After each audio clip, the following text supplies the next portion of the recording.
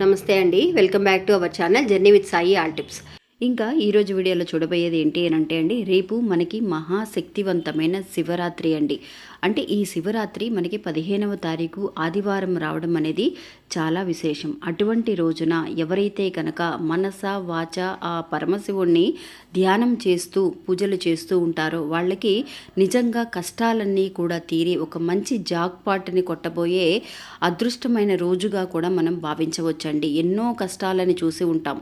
అలాంటి కష్టాలన్నీ కూడా ఈ శివరాత్రి రోజున తీరుస్తారు అని చెప్పి నమ్మకంతో ఎవరైతే కనుక జాగారం చేస్తూ ఆయనకి పూజలు చేస్తూ ఉంటారో వాళ్ళందరికీ కూడా నిజంగా ఆయన ఆశీస్సులు తప్పక లభిస్తాయండి. అంతేకాకుండా శివరాత్రి సమయం అనేది ఏ సమయంలో చేస్తే మనకి కష్టాలన్నీ తీరతాయి అనేది కూడా ఈరోజు ఒక చిన్న పరిహారం ద్వారా తెలుసుకుందామండి.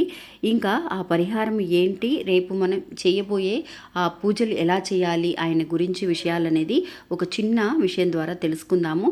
ఇంకా వీడియోలోకి వెళ్ళడానికి ముందుగా మన ఛానల్ని ఎవరైతే కనుక కొత్తగా చూస్తున్నారో వాళ్ళు ప్లీజ్ సబ్స్క్రైబ్ చేసుకొని చూడండి ఫ్రెండ్స్. మీకు వీడియో నచ్చితే కనుక ఒక చిన్న లైక్ చేసి మీ ఫ్రెండ్స్ అందరికీ కూడా షేర్ చేయండి. మీరు ఇంతవరకు కూడా ఎంతోమంది దగ్గర జ్యోతిష్యం చెప్పించుకొని అలసిపోయి ఉంటారు. కానీ నేను ఒక గురువు గారి గురించి తెలియజేస్తానండి. ఈ గురువు గారండి ఆదికొండ దేవత పూజారి సుబ్రహ్మణ్యరాజు గారు. ఈయన ఫోన్ నెంబర్ 9347293375. మాకు జీవితంలో ఎన్నో మార్పులను తీసుకొచ్చారండి ఈయన. అందువల్లే మీ అందరికీ కూడా తెలియజేస్తున్నాను.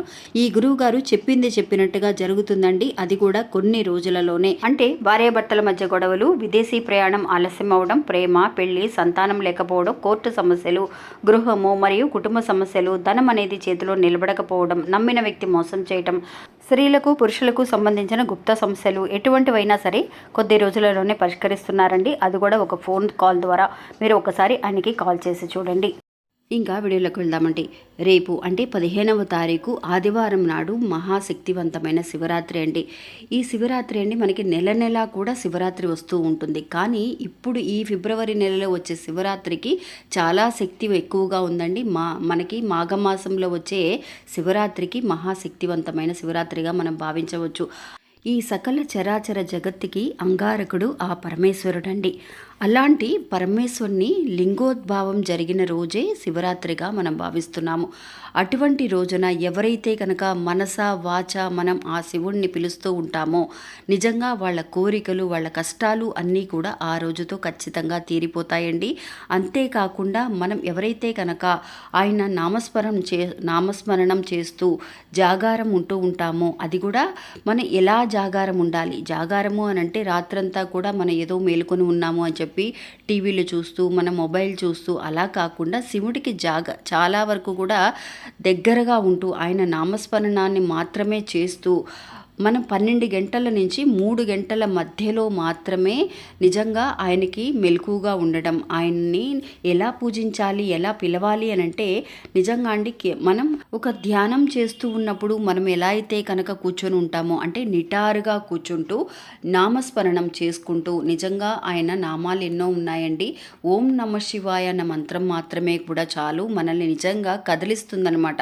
మనం మనసులో ఇంచి ఎలాంటి ఆలోచనలు ఇంకా మన మనసులోకి రాకుండా చక్కగా జాగారం 12 గంటల నుంచి 3 గంటల మధ్యలో ఎవరైతే కనుక మెలకుగా ఉంటారో అలా మెలకుగా ఉన్న సమయంలో నిజంగా పంచభూతాలు ఆ శివరాత్రి రోజున ఎవరైతే ఇలా నిష్టగా పూజలు చేస్తూ ఉంటారో వాళ్ళందరికీ కూడా ఒక గొప్ప శక్తి అనేది వాళ్ళలోకి ప్రవహించడం అనేది జరుగుతుందండి. అలాంటి సమయంలో ఏమవుతుంది అని అంటే వాళ్ళకున్న కష్టాలన్నీ కూడా తొలగిపోతాయి అనేది మనకి పురాణాల్లో చెప్పబడుతుంది. ఇంకా అటువంటి రోజున అంటే మనం రేపు ఉదయం నుంచి కూడా మనకి ఏ ఆలయానికి వెళ్ళినా కూడా చాలా వరకు కూడా రష్గా ఉంటుందండి.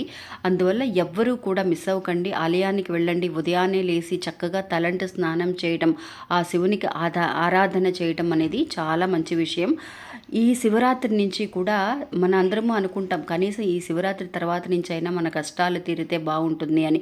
నిజంగా ఖచ్చితంగా మన అందరి జీవితాల్లో ఒక జాక్పాట్ తగిలిపోయే రోజు అని కూడా చెప్పవచ్చు. అందుకోసం మనం ఏం చేయాలి అనేది కూడా మీకు ఒక చిన్న పరిహారాన్ని తెలియజేస్తానండి. ఆ శివునికి నిజంగా ఇష్టమైన ఒక ఆకు ఉందండి. ఆ ఆకు ఏంటి అని అంటే బిల్వ పత్రాలు. ఆ మహావిష్ణువు అలంకార ప్రియుడైతే మన పరమేశ్వరుడు అభిషేక ప్రియుడండి. అందువల్ల రేపు మీకు వీలైనంత వరకు కూడా మీ ఇంట్లో శివలింగం ఉంటే కనుక ఆయనకి అభిషేకం చేయడం అనేది చాలా మంచిదండి. మీ ఇంట్లో చందనం కానీ లేదంటే కనుక విభూది, పన్నీరు అలాంటి వాటితో మీరు ఆయనకి అభిషేకం అనేది చేయండి. నిజంగా అభిషేకం ఎవరైతే చేస్తారో ఆయన అట్లాగే కరిగిపోతారంటండి. మనసు అనేది చాలా సున్నితంగా ఉంటుంది ఆ రోజంతా కూడా. అందువల్ల ఆ రోజు మీరు ఆయనకి అభిషేకం చేయడం అనేది చాలా మంచిది. అంతేకాకుండా ఆయనకి ఇష్టమైన బిల్వ పత్రాలని రేపు ఉదయమే మీరు ఆలయానికి దగ్గరలో అమ్ముతూ ఉంటారు బిల్వపత్రాలని. అలా కాకపోయినా మీకు దగ్గరలో ఎక్కడైనా చెట్లు ఉన్నా కూడా బిల్వపత్రాలని ఒక 3 ఆకులండి. ఎప్పుడు కూడా ఈ 3 ఆకులు కూడా కలిసినట్టుగానే మనం ఆయన్ని పూజించాలన్నమాట.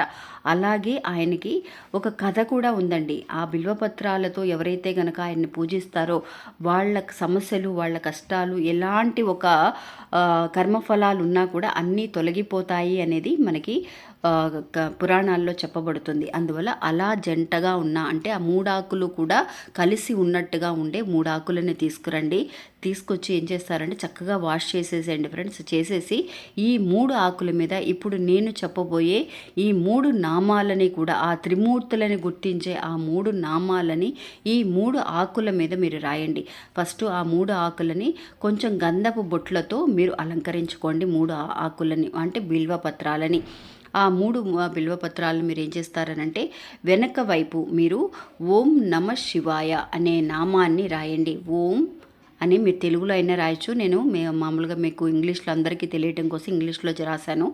ఓం నమ శివాయ అనే ఈ 3 నామాలని రాసి ఆ తర్వాత ఒక ప్లేట్లో శివుడి పట్టం కానీ మీ దగ్గర లింగం కానీ ఉంటే కనుక ఆయనకు అభిషేకం అది చేసిన తర్వాత ఒక చిన్న ప్లేట్లో ఈ 3 ఆకులని కూడా ఆయన ముందు పెట్టండి. పెట్టి మీ మనసులో ఏదైతే కనుక కోరిక అనేది ఉందో, మీరు ఏదైతే కనుక ఒక జాక్పాట్ కొట్టాలి, మీకు ఏదైతే కనుక ఒక సమస్య అనేది ఉందో దాంట్లోంచి బయటపడడం అంటేనే ఒక జాక్పాట్ అండి.